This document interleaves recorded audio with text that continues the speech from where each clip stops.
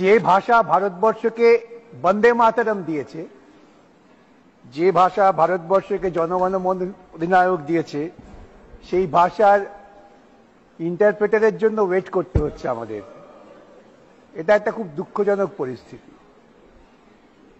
যতই আমরা চেষ্টা করি না কেন হিন্দিকে নিয়ে বাড়াবাড়ি করার, হিন্দি কখনো বাংলা ভাষার স্তরে উঠতে পারবে না। বাংলা ভাষা নোবেল এনেছে।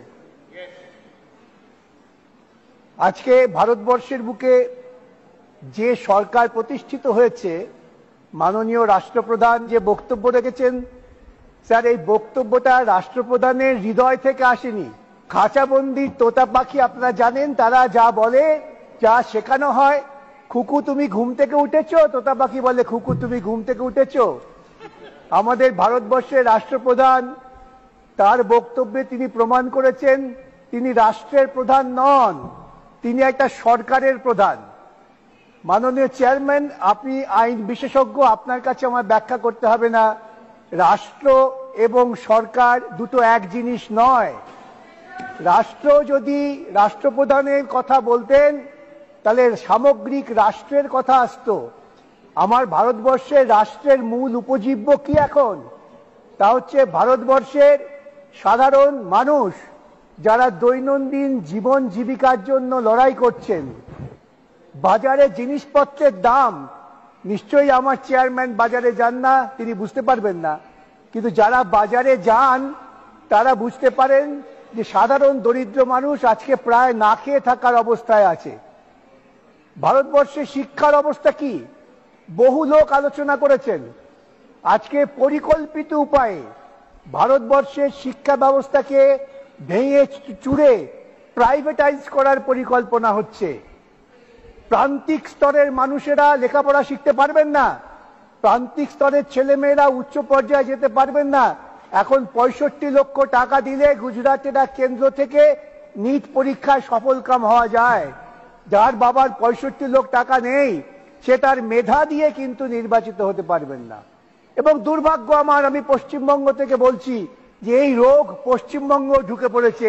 সেখানেও শিক্ষা ব্যবস্থাকে ক্রমশ মার্জিনাল সেকশনের লোকজনের থেকে দূরে নিয়ে যাওয়া হচ্ছে।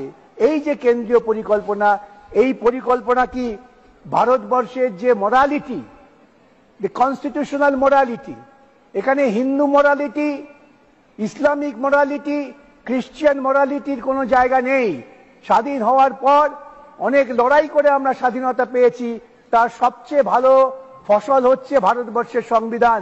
আপনি আমার থেকে ভালো জানেন সেই সংবিধানের যে মোরালিটি, যেটা আমাদের সুপ্রিম কোর্ট বারবার বলেন কনস্টিটিউশনাল মোরালিটি, সেই মোরালিটির কোনো লক্ষ্য চিহ্ন আমরা এই সরকারের মধ্য দিয়ে দেখতে পাচ্ছি না।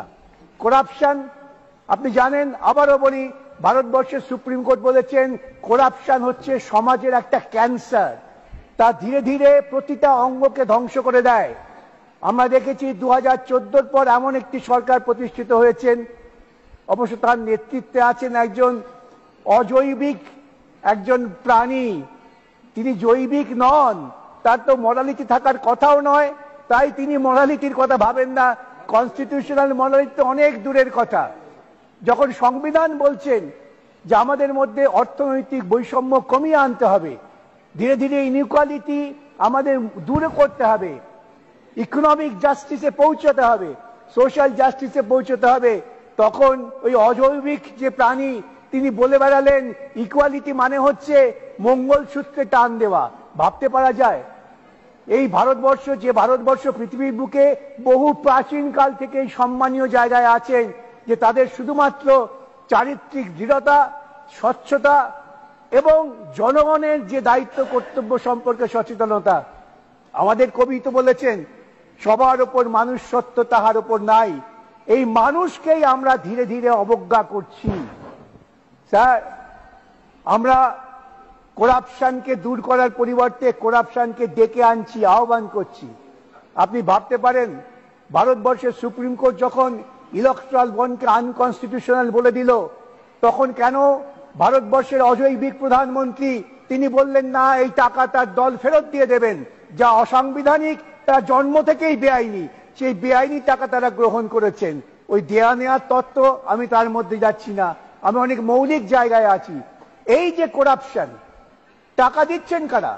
যারা ভারতবর্ষের মানুষকে শোষণ করে তার থেকে মুনাফা করছেন, তারা টাকা দিচ্ছেন। সেই টাকা দিয়ে সরকার যদি লালিত পালিত হয়, সেই সরকার কি ভারতবর্ষের মানুষের কথা ভাবতে পারবে? সাম্প্রতিককালে একটি তথ্য এসেছে, অত্যন্ত বেদনাদায়ক তথ্য, যে ভারতবর্ষের এই ক্যাবিনেটে অধিকাংশ সদস্য তারা সবাই মাল্টিমিলিয়নার। এই যে মাল্টিমিলিয়নার ক্যাবিনেটে যারা আছেন, তারা কি করে মিলিয়ন নিপীড়িত মানুষের কথা ভাববেন? তারা ভাবতে পারেন না। অতএব ভারতবর্ষের সংবিধানের যে ঈপ্সিত লক্ষ্য, সেই লক্ষ্যের দিকে এদের পক্ষে এগিয়ে যাওয়া সম্ভব না। আজকে আমরা দাবি করছি যে এডুকেশন নিড স্কিম তো হঠাৎ এবছর হয়নি, ধারাবাহিকভাবে হচ্ছে। কি ব্যবস্থা নেওয়া হয়েছিল?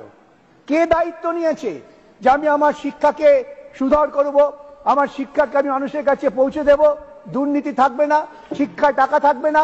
আমরা বলছি গুজরাট মডেল স্টেট, খবর আসছে এখন সমস্ত দুর্নীতির কেন্দ্রবিন্দু হয়ে দাঁড়িয়েছে গুজরাট।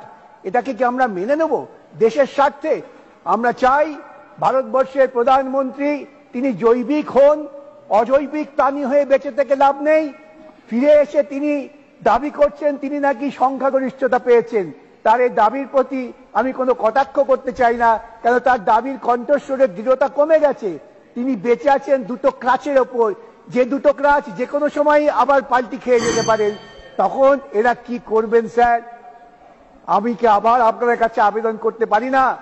আপনি কনস্টিটিউশনাল মোরালিটির ব্যাপারটা তুলে ধরুন।